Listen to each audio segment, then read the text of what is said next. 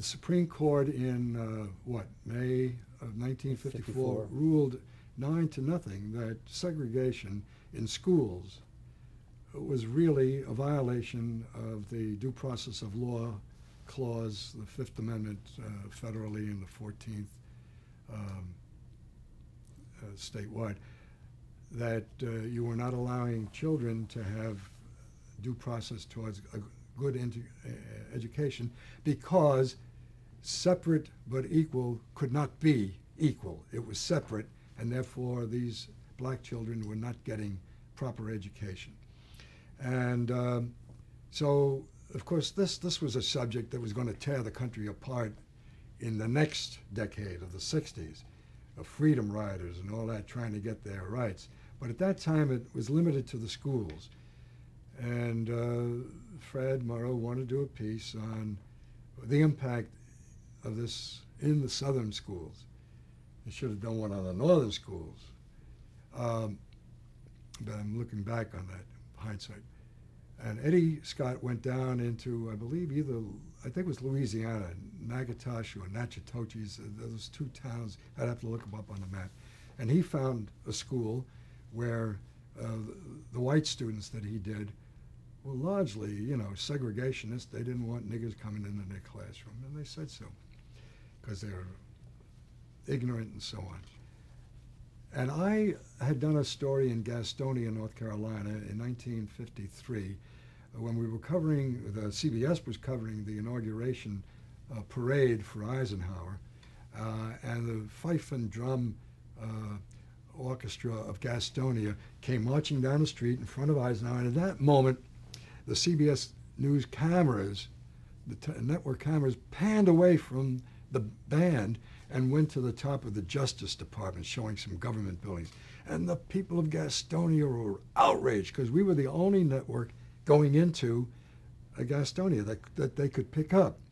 And so they wrote letters deploring us and imploring us, and please come back and do our band and all that.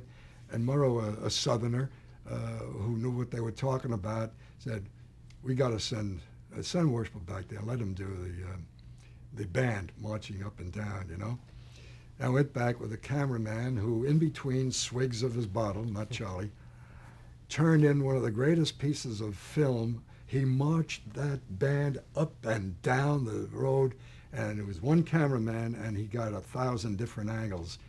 And the editors had a field day with it, and we put it on the air, and they loved us.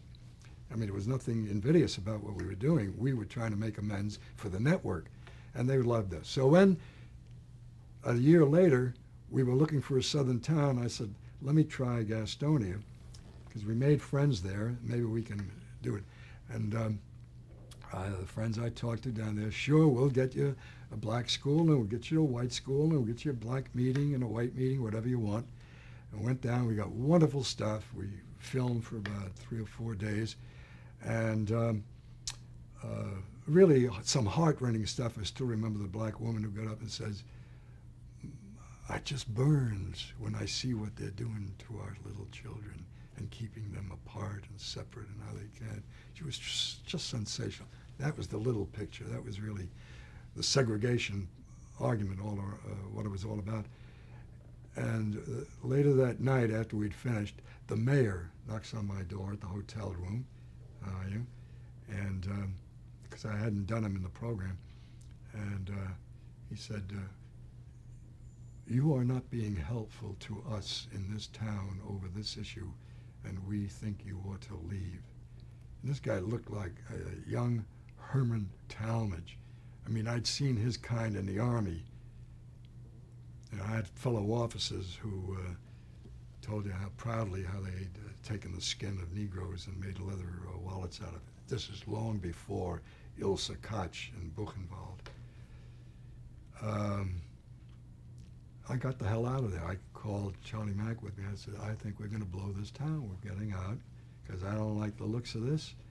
And Werner and, Schwerner and Schwerner Goodman. The three guys, the 3 young people who were murdered later, subsequently during the freedom rides. That hadn't happened yet. But I just had the sense of knowing American history and the capacity for brutality. It's not just Southern, all around. I said, we are getting out, and we did get out.